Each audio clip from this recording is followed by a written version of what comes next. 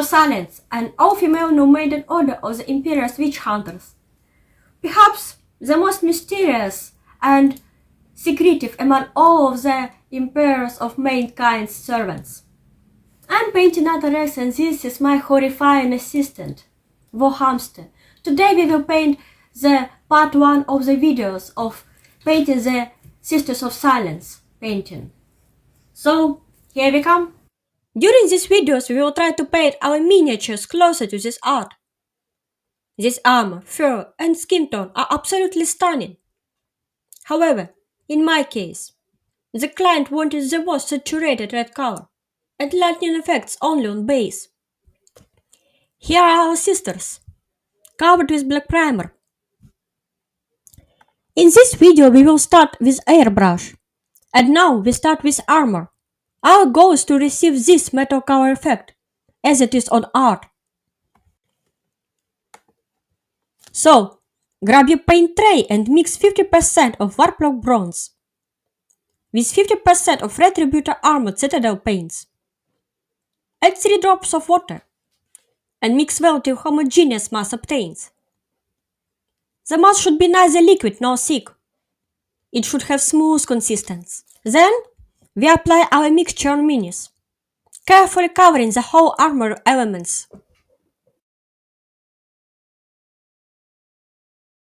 As a result, our minis have a rich dark golden armor, but this is just a first layer. Grab your paint tray and mix 5 drops of Retributor Armor with 1 drop of water. Mix well. This is the main color for this armor. So, we apply it from up to down with our airbrush, making our top of the minis more lighter than down.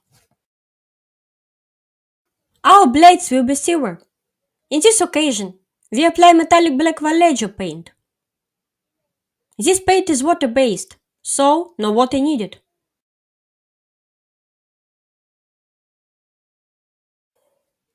Time to create volume and slightly mute the yellowish on the golden. Vallejo silver powder is both liquid and smooth, so it is perfect for airbrush and normal brush painting. We spray it on blades not directly, but at an angle of 45 degrees to create a slight gradient effect. As for golden armor, we apply the paint gently on some most visible areas. Don't cover the yellowish completely with silver. Just give these areas golden silvery look.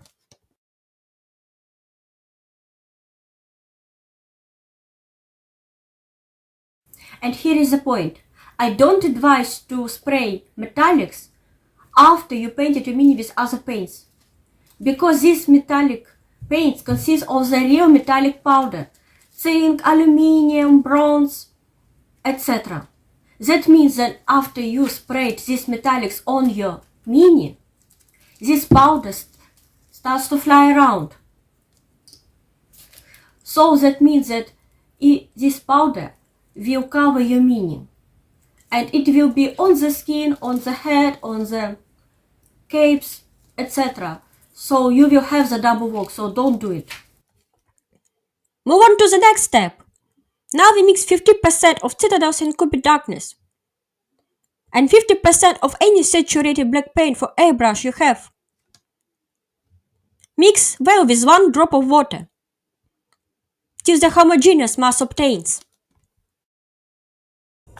So, we received black with a dark greenish tone. Gently spread on the inner part of capes and slightly on the lower part of the mini's legs.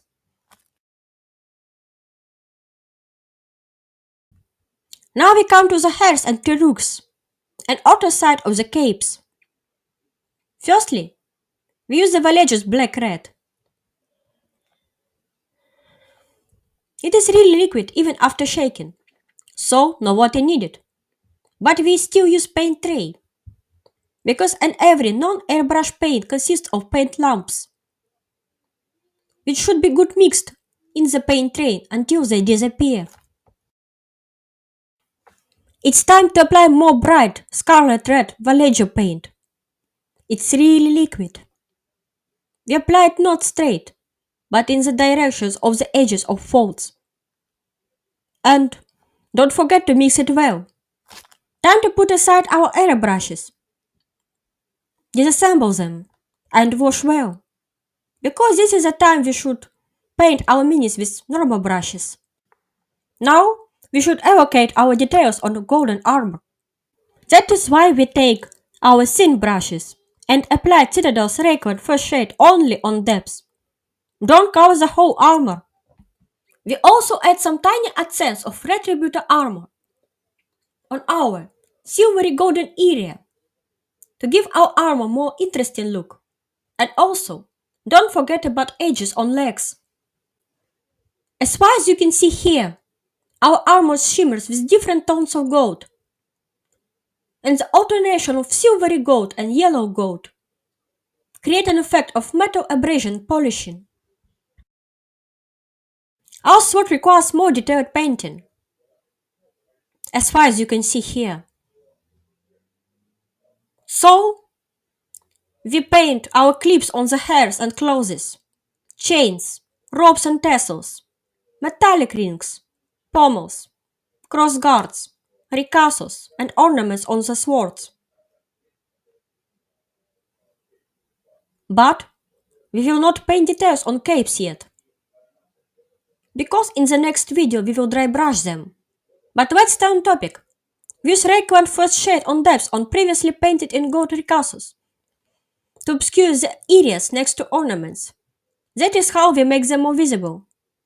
Move on to the next step, the shadow effect on armor. This is the shadow effect we have now on the left. And this is the shadow effect on the right we have to receive. Because the metal has a tendency to tarnish after a time, even to dark. Also, with proper shadow effects the relief on armor is more visible and more realistic. That is why we use Dragonhof Nightshade. This shade is useful to create the proper blackish blue tarnish effect on depths, around details of armor, swords, and every metallic elements. We also make a line on fullers to emphasize their deepenings. So this is the end of part 1. In the next video we will paint fur and skin and faces, and also apply dry brushes and highlights on our minis. If this video was useful for you and if you found something interesting to you, subscribe this channel and click the button below. See you next time!